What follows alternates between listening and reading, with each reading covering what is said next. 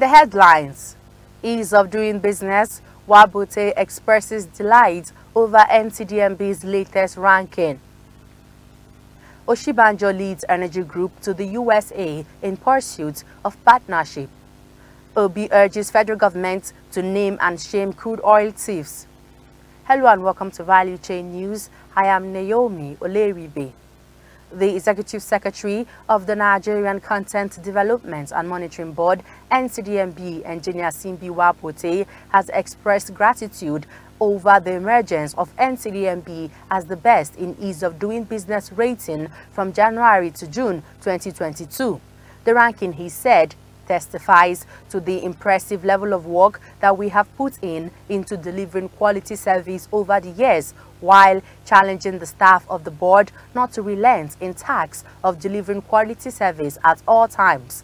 The Executive Secretary thanked the directors, general managers, heads of department and staff of the board, especially the Director of Monitoring and Evaluation, Mr. Akintunde Adelana, and his team for the rare feat. Vice President Yemi Oshibanjo early on Wednesday departed Abuja for the United States of America to seek global partnership and support for Nigeria's recently launched energy transition plan. Oshibanjo is leading Nigeria's Energy Transition Implementation Working Group, ETWG, on the mission, with meetings starting from today to promote the plan and secure global support from the U.S. government, the private sector, and other development partners. The ETWG, which is chaired by the Vice President, comprises relevant ministers and other top government officials. Nigeria's Energy Transition Plan, which was officially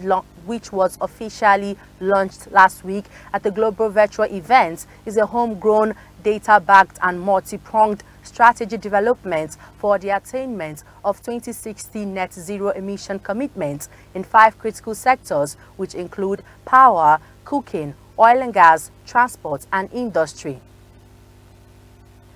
The presidential candidate for the Labour Party, Mr. Peter Obi, has called on the federal government to name and shame those involved in the theft of Nigeria's crude oil for the sake of national interest.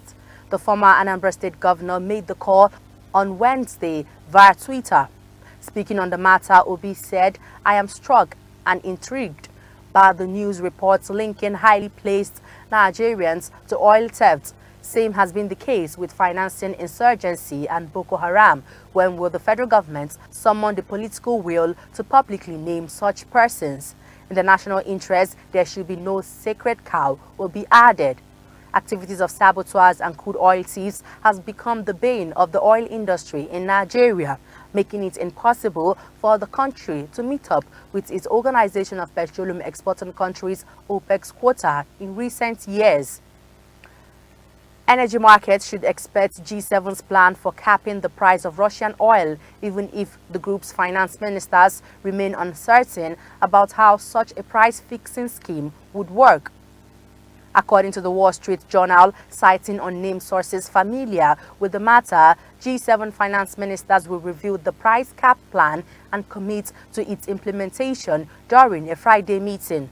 The plan is likely to include a ban on financing and insurance by G7 nations for Russian oil shipments that are not sold within the confines of the price cap, WSJ reports. While the price cap plan is intended to chip away at the Russia's ability to raise more oil revenues for its war coffers to use against Ukraine, it has not been without serious criticism. On Wednesday, U.S. Treasury Secretary Janet Yellen said she was optimistic that G7 will come to a price capping agreement. Yellen also met with the UK Chancellor, who has offered British support for the plan, but noted that to be more effective, the plan would require more countries to come on board. In business now, the Central Bank of Nigeria, CBN, must remain vigilant and proactively manage probable macro risks to the financial system, despite initial reports that no bank is in danger of failure. CBN Deputy Governor, Financial System Stability, Mrs. Aisha Ahmed, has warned. In her remarks at the last Monetary Policy Committee MPC meeting released yesterday, she said lingering spillovers effects of the pandemic, winding down industry forbearance portfolio and other risks to financial stability, such as exchange rates, operational and cybersecurity risks, meant that more care should be taken to protect the banks. Ahmed said although results of stress tests showed resilience of bank solvency and liquidity ratios in response to potential severe macroeconomic shocks, the CBN must remain vigilant to proactively manage probable macro risks to the financial system. Without a doubt, CBN's sustained development finance initiatives in the real sector and complementary fiscal initiatives have helped buoy the economy through these trying times, Ahmed remarked. And now, let's have a quick look at oil prices and exchange rates today.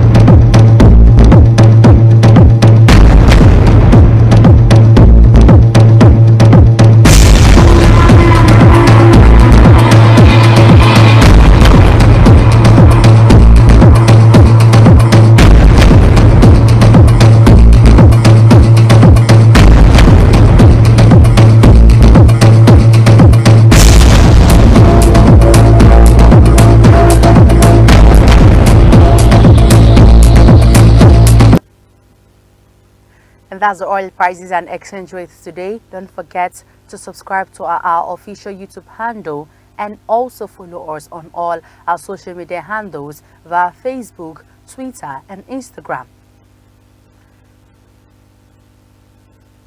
And that's the news for today. I am Naomi Oleribe.